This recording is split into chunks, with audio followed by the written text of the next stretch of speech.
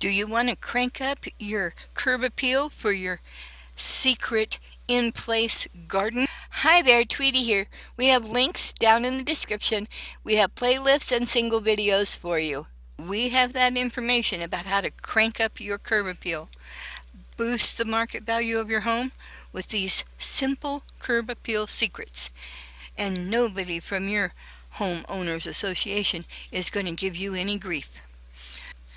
Pick plants for the front yard that have at least 2 seasons of interest, such as spring flowers and colorful foliage for the fall, or an interesting winter outline. Use evergreens sparingly. Their foliage adds winter interest, but too many can make your yard look dark and gloomy.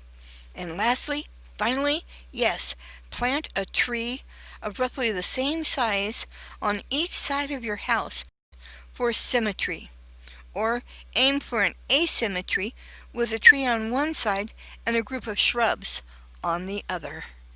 If you liked this secret stuff, click on the card above for more.